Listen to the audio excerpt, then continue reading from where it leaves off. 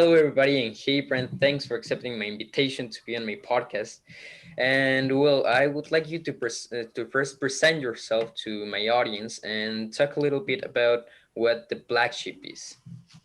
Sure. So my name is Brant Menswar. I am a speaker and author and former rock star, 20 years in the music business, two different bands, toured the world, and shifted from one stage to another. And now I make my living giving keynote speeches at conferences. And I just wrote a book that came out September 29th called Black Sheep: Unleash the Extraordinary, Awe-Inspiring, Undiscovered You.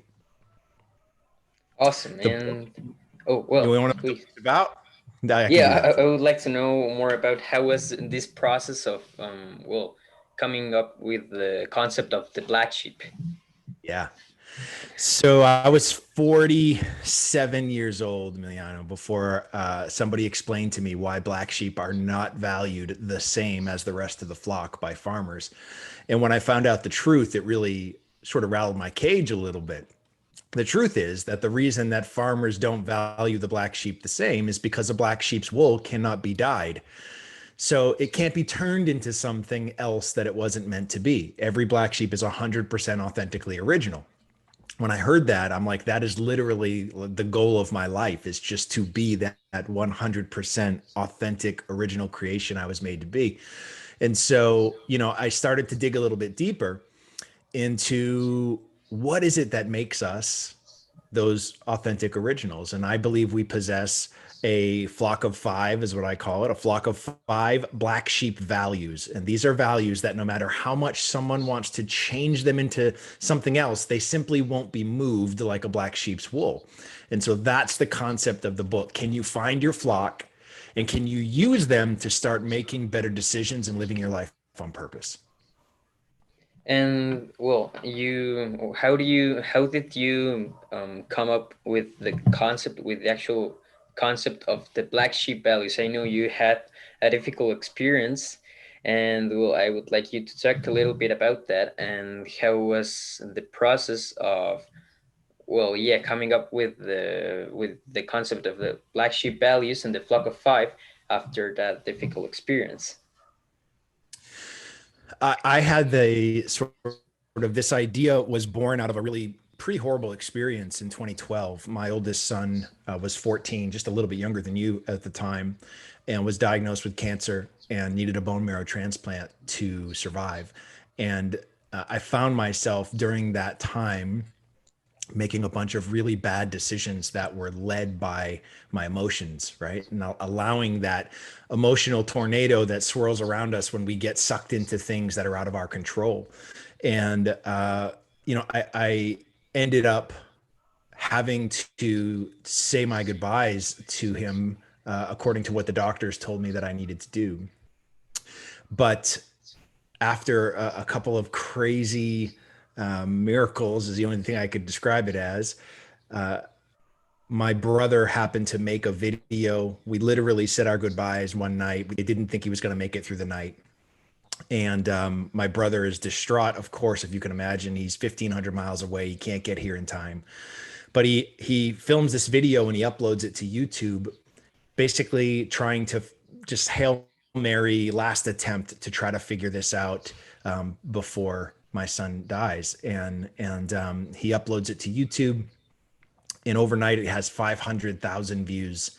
And we get calls from doctors from all over the world who found a solution. And so within 24 hours, they saved his life. And even though that was this fairy tale ending, I spent years afterwards trying to basically beat myself up over the fact that I let myself say goodbye. And I should have never done that. If I would have known what my black sheep values were at that time, which I did not, that conversation would have never been goodbye. It would have been filled with these things that are my non-negotiables, right? The creativity, hope, impact, empathy, family, authenticity. All of those things would have manifested itself during that conversation, but it didn't. And so I beat myself up for a long time. And this book is designed to help people define those things so they don't spend 5 years regretting their decisions. Awesome. Well, I mean, it's awesome that you then find out something that helps you and that can help others, right? And well, you also mentioned making good decisions, and I would like to talk a little bit more about that, because that's something I have heard much about in the personal development industry about making good decisions from what you can control. And well, what you propose in your book is that making good decisions is, well, making them from your non-negotiable values, right? And so, well, I would just like you to explain us a little bit more about that concept. Most people, Emiliano, they judge whether a decision was good or bad based on an outcome, but that's wrong. That's something called outcome bias, and science doesn't support that. You can't take an after the fact result and decide whether or not the decision was good or bad. The only way that you can decide whether a decision was good or bad is by the deliberate intention that went into making the decision. It has nothing to do with an outcome. We don't control outcomes. And that is one of the most difficult things for people to wrap their heads around, right?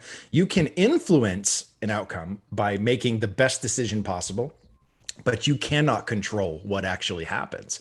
And so the idea is a good decision is one that is born from our black sheep values, that considers all of the facts, not just the facts in the room that you are in, and it honors what you're feeling in the moment, right? And the idea is to keep a healthy tension between the things that matter most to us and how we are feeling in the moment.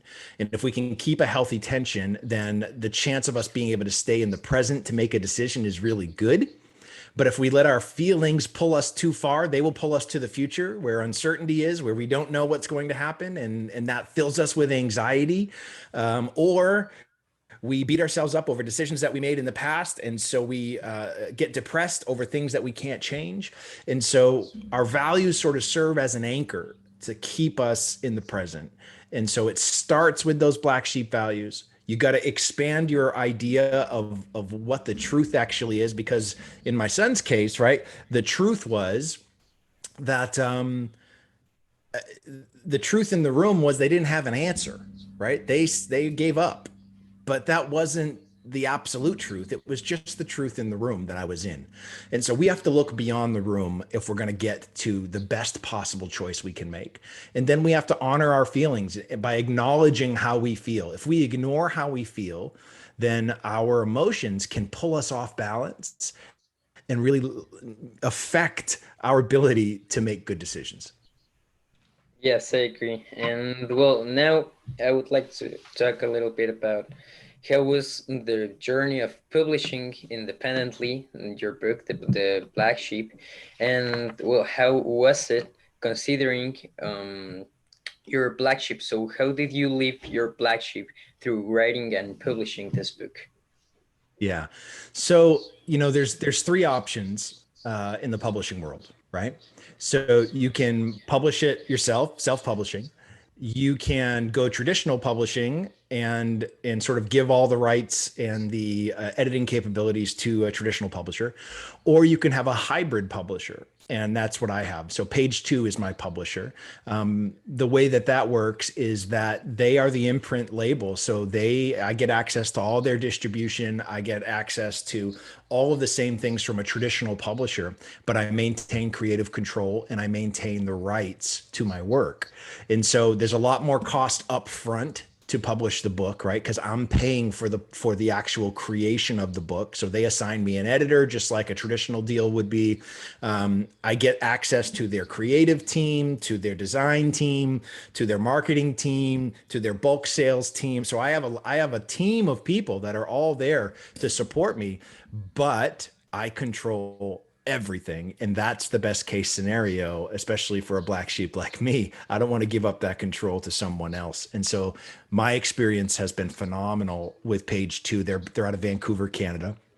And they just do amazing work. They're two women who are the principals of that organization, and they come from the traditional publishing world. They come from one of the biggies, and they just saw that authors were getting screwed over more often than not, and so they left and started their own thing that gives more power and income back to the author instead of just getting a tiny fraction of a slice of the pie when you sign a traditional publishing deal.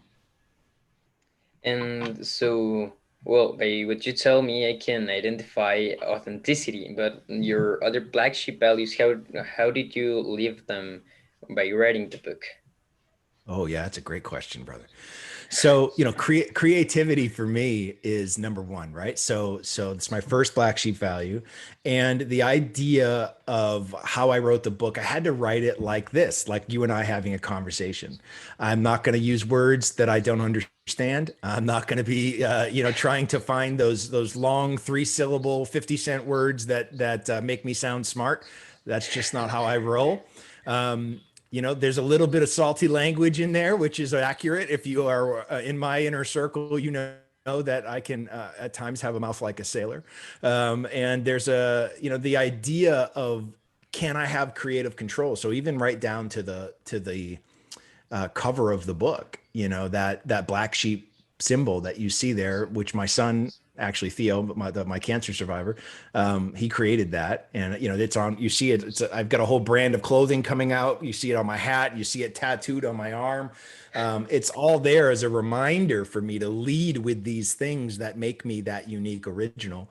And so creativity was covered because I was really involved in the creative control of what the book looked like and felt like, right? Even down to the audio version, which comes out in January.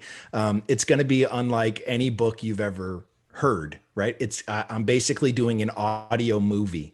So the book is soundtracked. It's got every time there's a story, there's music in the background that drive the story. There's sound effects. There's all kinds of craziness that basically like hiring a Foley artist to create all those background sounds is exactly what we've done with this book to keep people interested.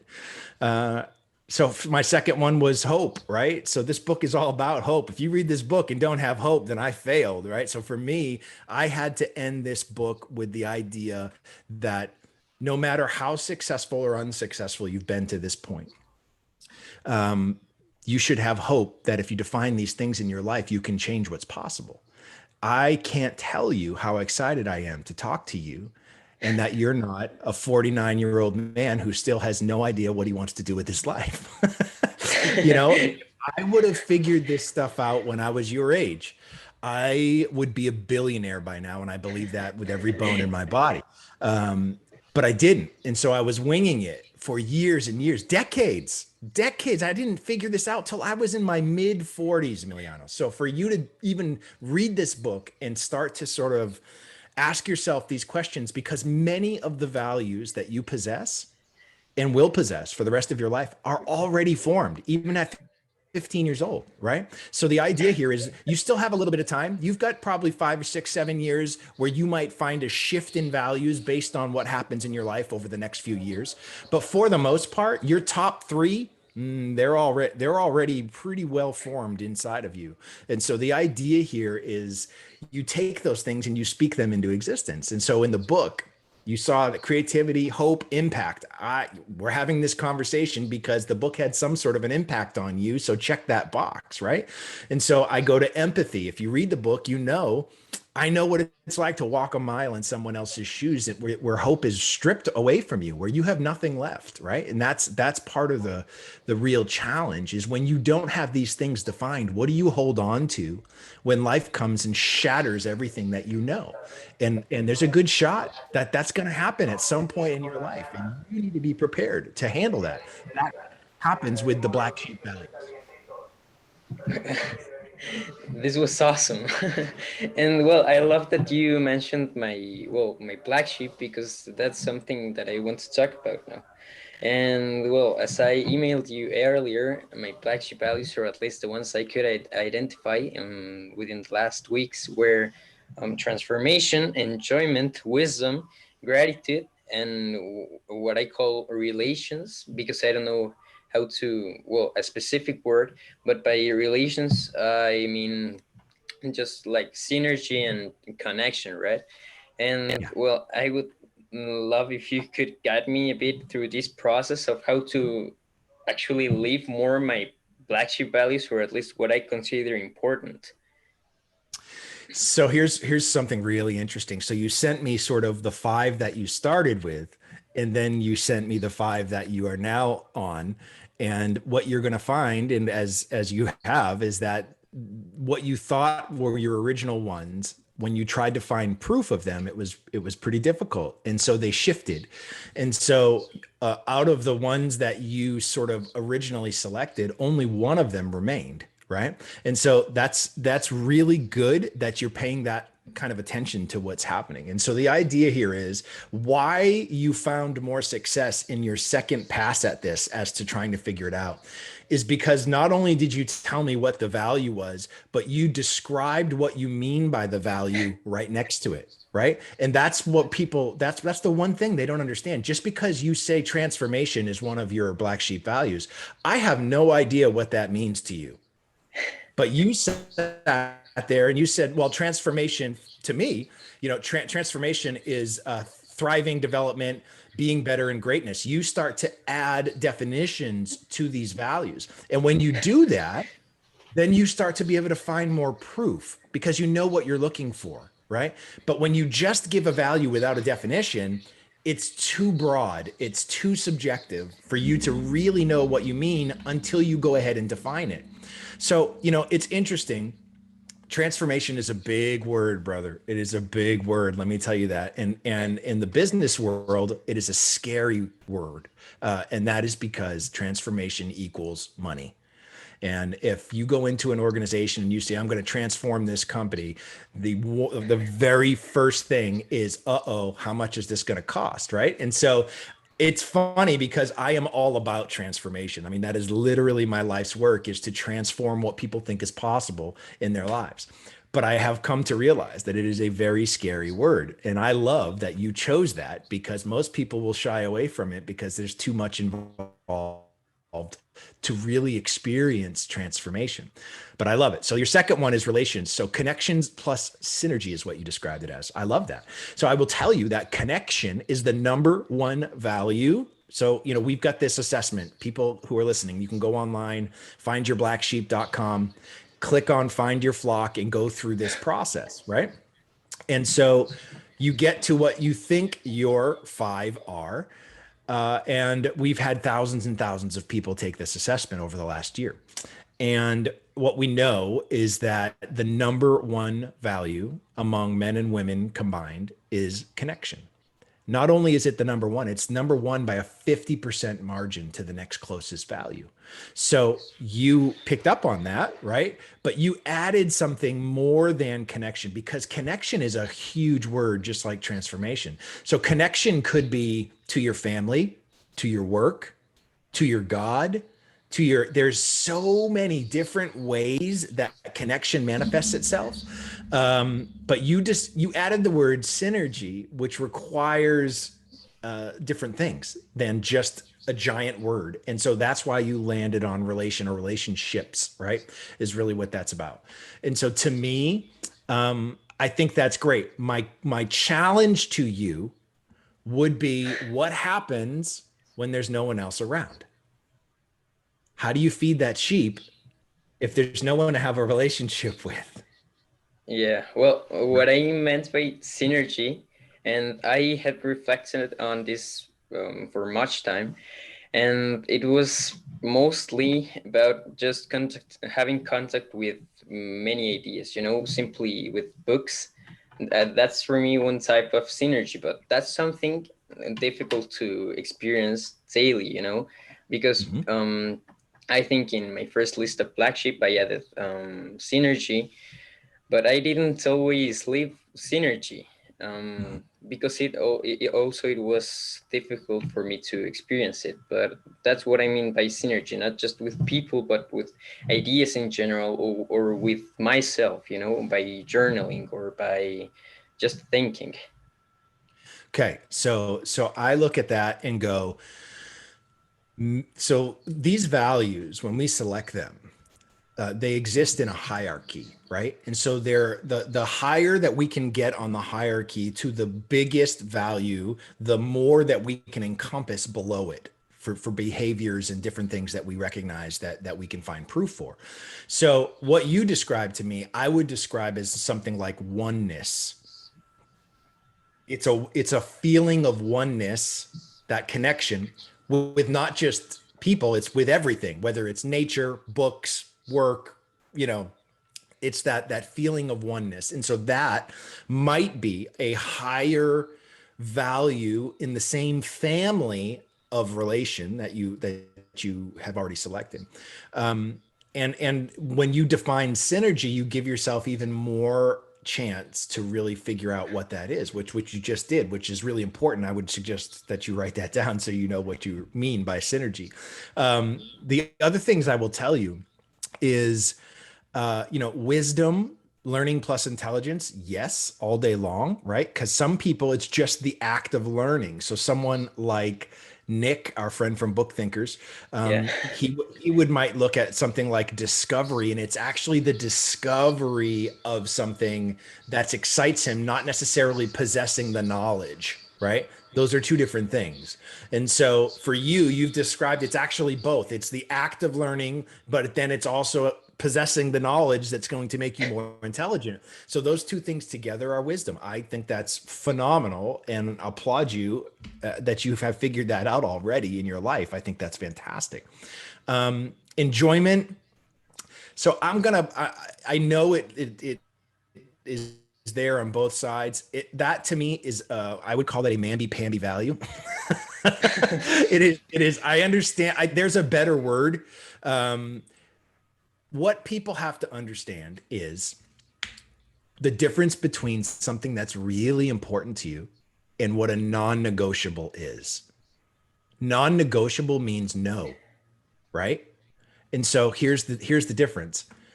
Do you do things at times? Do you have to do things that are not enjoyable? Yes, I do. Then that's not a black sheep value. Because if it was, you would go, I'm not doing that. It's a non-negotiable. No. If I can't enjoy myself, the answer is no. Do you see how that works? Yeah. So I understand that enjoyment is something that is really, really important to you. There's no question that you really need and want to feel enjoyment when you do something. But if it was a non-negotiable, the answer is no. And so the fact that you do things on a regular basis that don't bring you enjoyment makes it that is not a non-negotiable. So the idea is, I know what you mean by that, but there's a better word. So you're going to have to dig a little bit deeper on something like enjoyment, to prove that it is indeed one of these non-negotiable values. Or you're going to have to find a way to make everything that sucks enjoyable in some way, which is another Yeah. way to approach it, right? Yeah.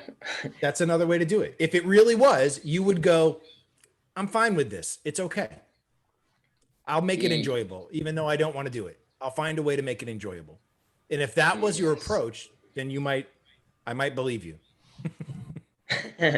Yeah, well, one thing that I meant by enjoyment was also being mindful, because I mean there are like exercising in the morning. Sometimes I hate exercising, but I Uh-huh. mean I know it's good for me, and I feel myself. I feel alive, and I am also mindful of what I'm doing, and I think that's like one approach of what I thought um by enjoyment.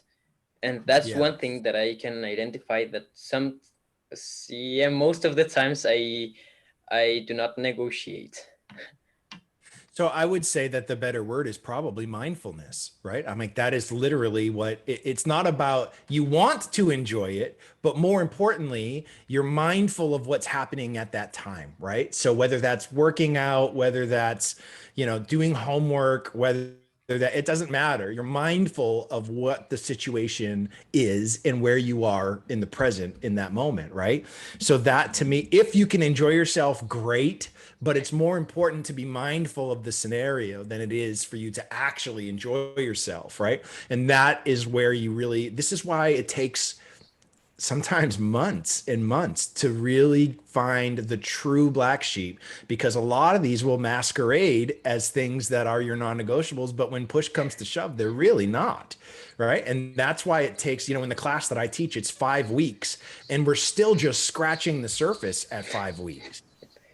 And so the idea here is, as you continue to look for proof, which is what you need to do, when we have proof, we don't need belief. If you feel like you have to convince yourself of anything, it's not the right sheep. It's just not, right? So you got to get to that one where not only does it feel good, you protect it. You speak up for it, right? I just got blasted by several people for speaking my values about this election in the US right now, right?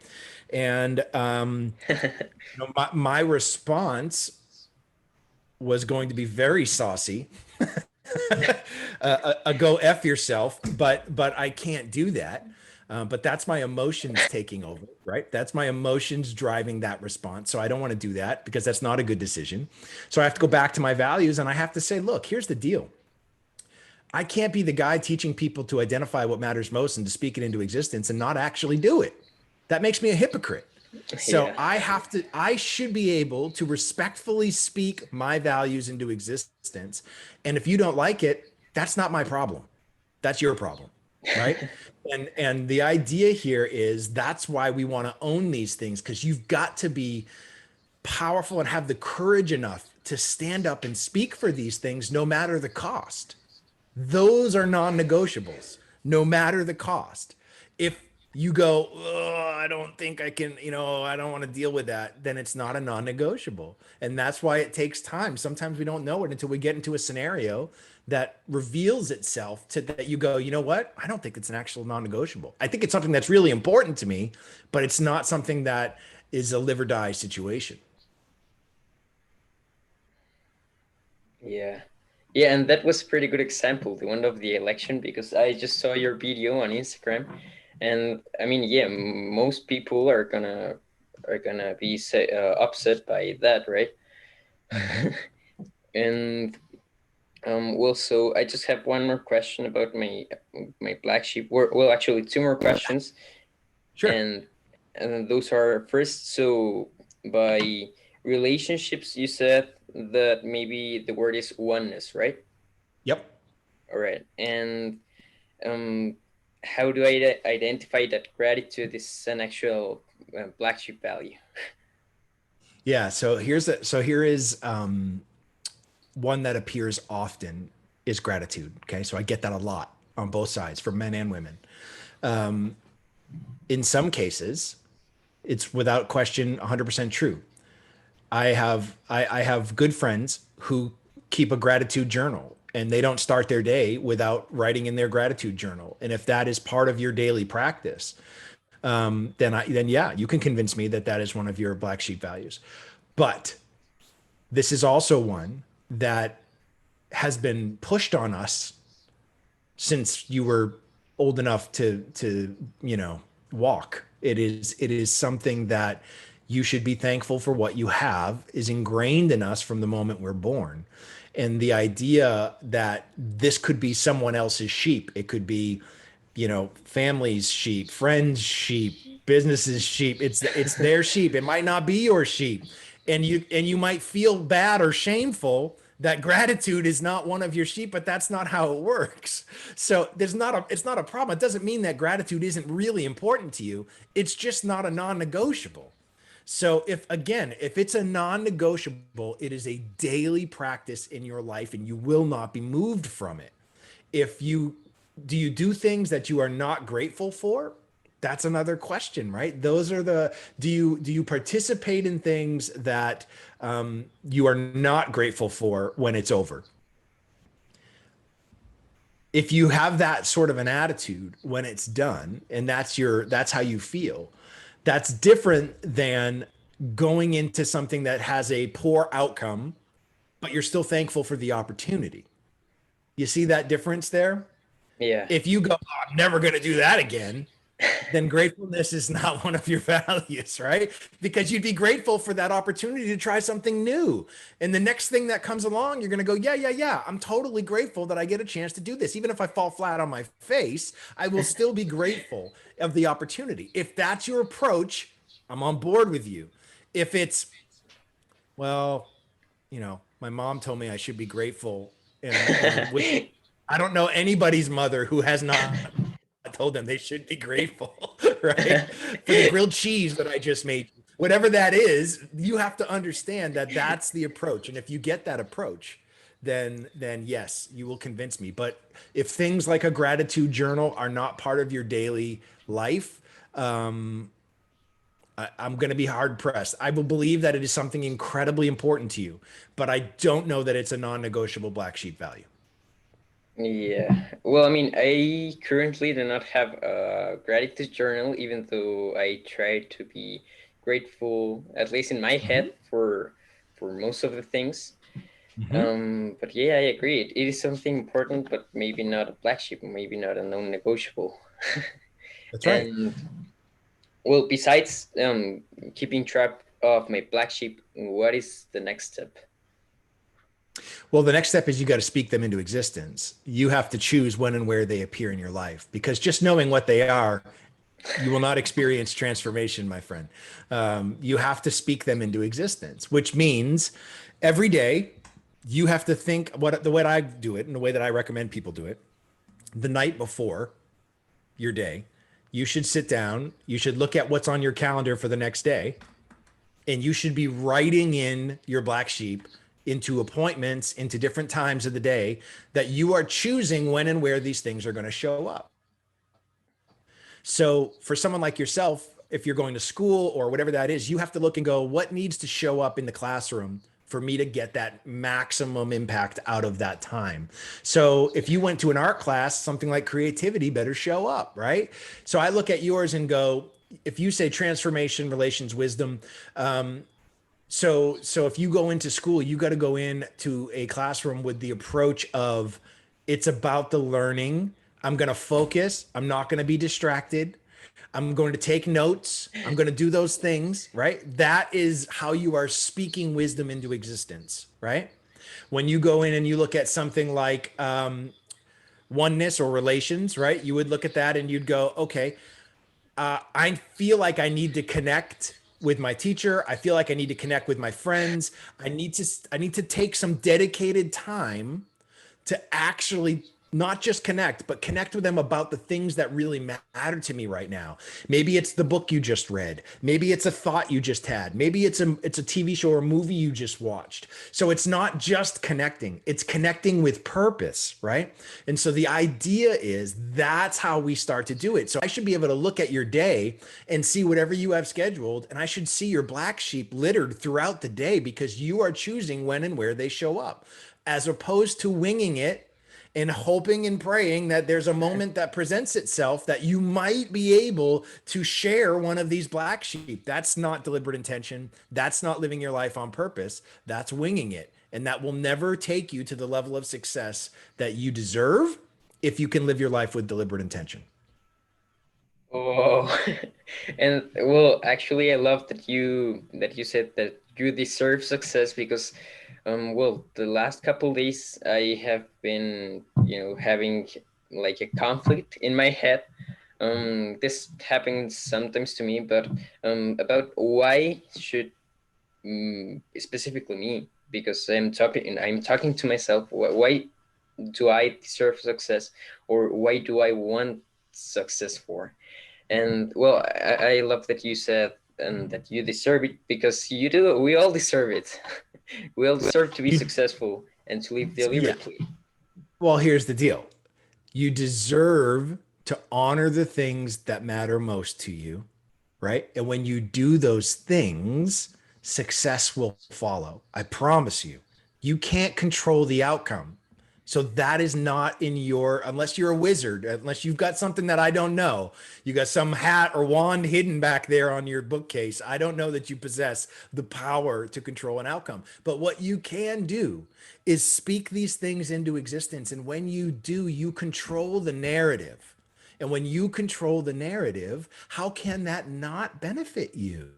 You are speaking the things that are most important. You are leading with these black sheep values, and that's what gets everybody's first look. So here's the secret. Even though farmers don't value black sheep like the rest of the flock, they do value them in that very different way, which is they keep one black sheep for every 100 sheep in their care as a marker. So every morning a sheep farmer gets up, he looks out over the flock. If he's got 500 sheep in his care, he should see 5 black sheep. Those ability of these black sheep to stand out from the crowd because of their unique traits is what gets the farmer's first look, the very first look. He doesn't look at the 495 sheep that look exactly the same. He looks at the 5 ones that are leading with that authenticity, right? So, how do you think this works in your life?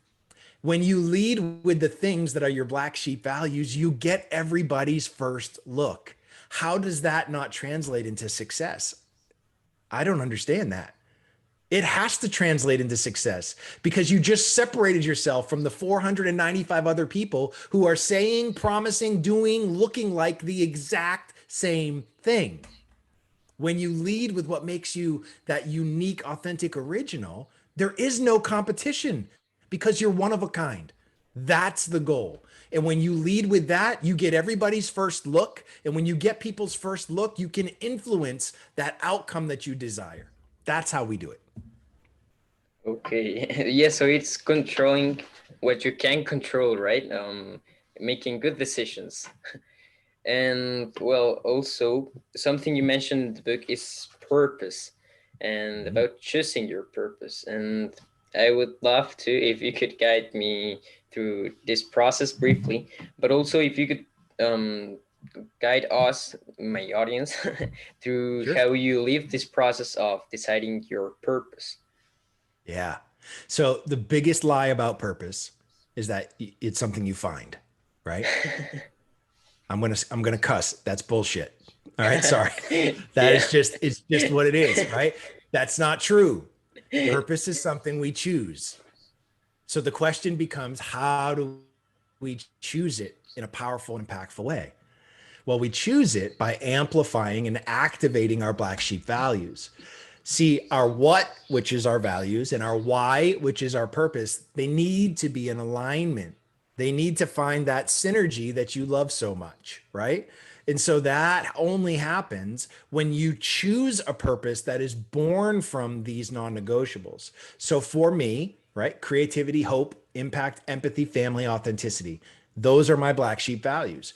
My purpose, why I get up every day, why I stay committed to the goals that I have established, is for me, it's to creatively impact others by authentically providing hope. That's my purpose. It sounds familiar because it's loaded with all of my black sheep values. So when you get to the point where you're going to choose your purpose, I should see words like transformation, wisdom, and gratitude. All of these things. Once you prove that these are indeed your flock, and you've got a little bit of work to do to get to 2 or 3 of them that are still, I would say, are not solid enough to make that claim. Once you get to those, then you're going to include those words in your purpose so that they are in alignment with one another, right? That's how we do it. So you have to look, and I'm happy to do this I'll help you do this when you get to that level, right? When you go, okay, Thanks. here are my 5. I know these are my 5. We will work together to write a purpose statement for your life that encompasses all of these things. That's one of the toughest parts of the program, right? It's week 5. After you've lived it, identified it, proved it, questioned it, now you've got to incorporate it into your life. And it's like, all right, well, let's see what happens. And it's really difficult. It's like writing a song, right? It's got to feel, it's the literal anthem of your life. So it's got to resonate like a chorus of your favorite song. You've got to be able to remember it like that. And that only happens when we connect our head and our heart. And when that happens, it engages our limbic brain. It's where all of our emotional long-term memory is stored. And that's why you remember song lyrics. That's why you remember quotes to your favorite movies. It's the same process that we need to remember those values that live in our heart and the experiences that live in our head. Once those things find synergy and they are aligned with each other, it is a powerful, powerful moment for you to write that statement that you're going to hold yourself accountable to and stop winging it. Did I just shake your brain? Yeah. Oh. Oh. And well, so there are these like ideas, as you said, bullshit of um purpose, where you find your purpose, right? And so what you say is that you choose it, right? Because you well, by what you can actually prove, which is your black sheep, your non-negotiables, you decide how and why do you want to live for, right? Within what you can control and within what you know. That's right. And so the way that I recommend people try to start with this writing of a purpose statement, when you get to your flock of five, or you might even have six, right? It's not unusual. I have six. I have an extra, and it's not unusual for people to have one more. The idea is that all of our values exist in a hierarchy. Okay, so they're going to be, even when you get to your non-negotiables, those non-negotiables have non-negotiables. Okay, so they actually live in a hierarchy of importance, and there are some that are really, really at the very top, and there are others that you're not quite as passionate about. Still non-negotiables, but they don't get your blood going like some of the other ones will. And so what I recommend is, let's find your top two. So for me, it's creativity and hope. Those are my top two values. Okay. So that's why my purpose statement starts with one and ends with the other: to creatively impact others. There's creativity. It's number one. And to authentically provide, by authentically providing hope, it ends with hope, which is, honestly, hope is my number one in the hierarchy. Creativity is number two, but we take number one and two, and you can flip flop those to the back or front of that purpose statement. But it's sort of, they serve as bookends, because you want to sort of start with and end with the things that are most important, and then you sandwich the other stuff in between. And so it's very much like writing a song lyric, in that you've got to sort of know what you want to have down, and it should resonate with you just like your favorite song does. And so that is a difficult part of the process, but a crucial part of the process, to be able to hold yourself accountable, because without this statement, you can make up excuses day in and day out for the rest of your life. Again, that was mind blowing. Oh, and well, I mean, I think, well, we still have time, but um, so I would like to know, and this is something I'm interested in knowing about creativity. What does creativity mean to you? About just creating in general. So if you decide your purpose, are you being creative because you're creating, or what's your personal approach and perspective of creativity? Mm, look at you asking the tough questions.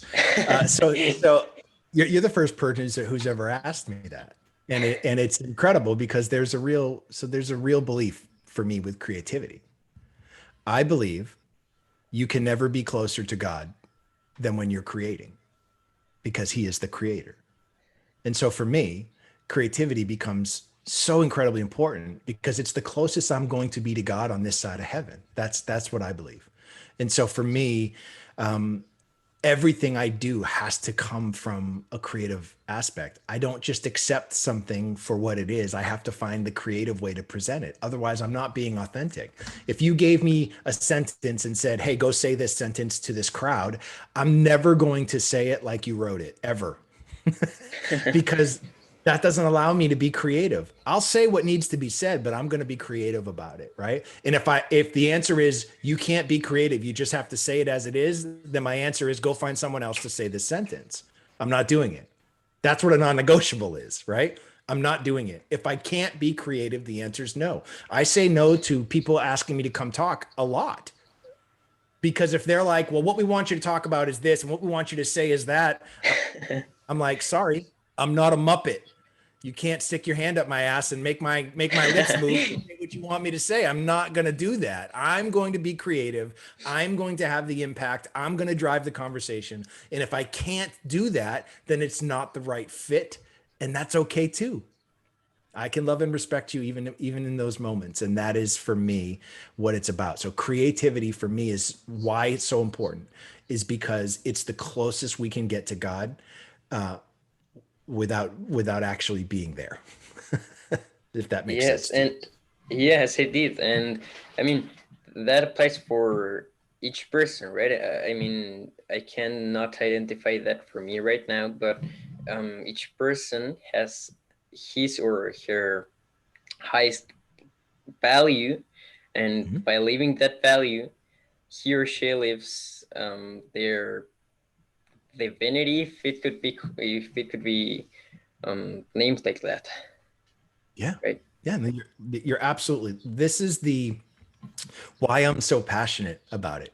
Why I get so fired up is because these are literally the most important things to me in my life. If I could talk to you and not be fired up, they wouldn't be the most important things to me in my life, right? So that's why I know that it took me so long to figure these out, but when they're right, it's what people they go, gosh, he's so passionate. He's so got so much fire in his belly. It's like, well, yeah, absolutely. And if you don't have that, then you haven't found those non-negotiables, those black sheep values. You've got to get to those, because when you do, that's why people will look at you first. That's how it works. That's why I get gigs. That's why people hire me, and they don't go, well, he's just like those other 40 speakers that we could have hired. I guarantee you they're not saying that. And that's because I'm not sounding or looking or presenting like any of those people because of creativity. Yeah. And how do your black sheep values help you get through tough times? So I mean, so here's the scenario. When you take the assessment, right? The assessment presents you with 125 commonly held personal core values. And it says, in a knee jerk reaction, really quickly, give us your first response. Look at the word. If the word is important to you, go ahead and select it. What we know after a couple of years and thousands of people taking this, the data tells us that the average person selects at least 30 of those words that are really important. So, how our black sheep values help us in times of stress or these moments where they're really difficult is that when you don't have your black sheep values figured out, you are trying to sort through 30 plus things in a moment's notice. It's impossible. It's impossible. There's no way you're going to honor all of those things in that moment. So we've got to get to the 5 or 6 that we can be really deliberate with our intention and use those as the foundation, sort of those foundational stones that we can step on when the whole world is shaking around us. Right? Those are those things that we need to find shelter. They are our shelter in those moments, right? I talk about this in the book. There's an ancient Japanese philosophy and way of fixing pottery called kintsugi. And kintsugi is the born from this idea of brokenness. Okay. So it goes back to an ancient Japanese shogun who had his favorite tea bowl broken. And so he sent it to be repaired. And when it came back, it had all of these ugly metal staples in it. And they just tried to put it back like it was before it broke. And he's like, this isn't going to cut it. It's disgusting. It's my favorite bowl. So he gives it to some local artisans and he says, do what you can, but it's got to look better than this. And so rather than try to just put it together like it never broke, they went out and got the most valuable resource they could in that moment, which was gold. They melted the gold down and they used the gold to glue it back together. The gold became the stuff that held the broken pieces together. Now, this philosophy and concept is really born out of this idea that it's not only did they fix the bowl, The bowl is now more valuable than before it broke because it's now laced with gold. So it's got gold all within it. And they honored the history of the bowl by showing those scars, right? And so the book talks about this idea in the sense of most of us have a tendency to spend our lives trying not to be broken. We avoid things that we think are going to break us, right? When the truth is, if you really want to be unbreakable, the first thing you need to realize is you're already broken. We need to focus on the things that hold the brokenness together. And the most valuable resource in your life, just like gold was to that bowl, the most valuable resource in your entire life are these black sheep values. Those are what hold your brokenness together. And so when you realize that, there's nothing that can break you. Nothing. Mic drop. Mic drop Again, moment. yeah. And that's being deliberately broken, right? Listen, there is no perfect person on this planet. None. Which means we're all broken in some way, shape, or form. We are. And so you can deny it, but the quicker that you understand that you're already broken, and we all are, and that there is beauty in imperfection, then you start to realize, let's focus on what's holding that brokenness together. So when these moments happen, when these difficult times happen, even when they look to be impossible and insurmountable, you still won't break because you're focusing on the thing that's holding that brokenness together already. Right? Yeah. I mean, this interview has been a way to at least leave transformation. I mean, maybe my head will start to ache later because of the mind blowingness, but I mean, I love it. Good. Listen, I'm telling you. So here's the interesting piece. I literally just had a discussion with my publisher yesterday about sort of this next phase of marketing, right? So when a book comes out, you've got your pre-launch, which is like your big start, and then you've got your sort of next 90 days, and then you sort of have your last 90 days, right? And that's where so we're in the middle right now. And one of the things that the publisher wants to do is to use this book as youth leadership's first business book that they should read.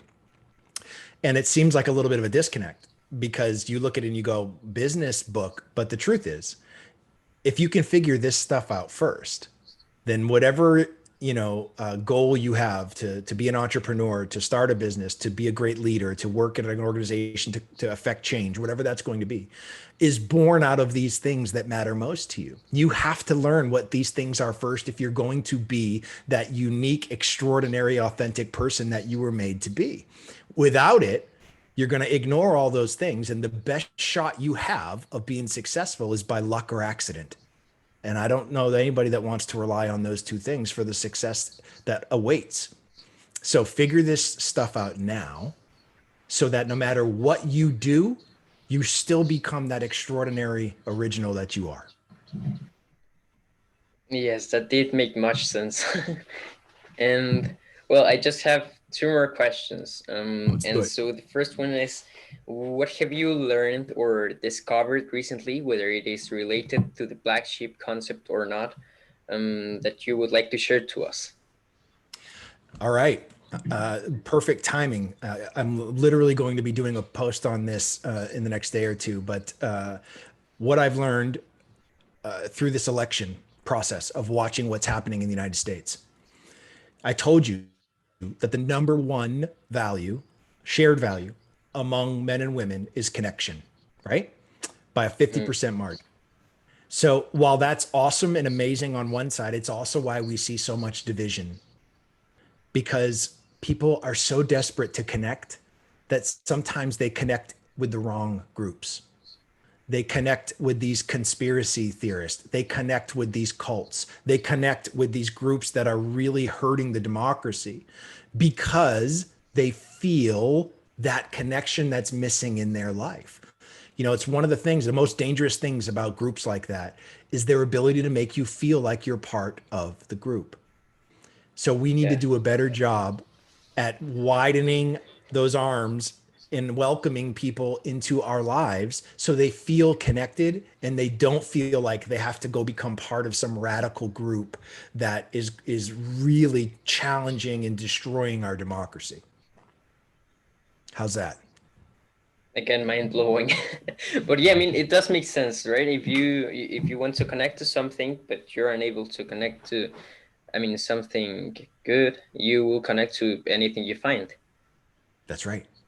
Yeah, and well, just to wrap it up, is there anything you would like to add for the audience, or for me, or for anything in Uh, general?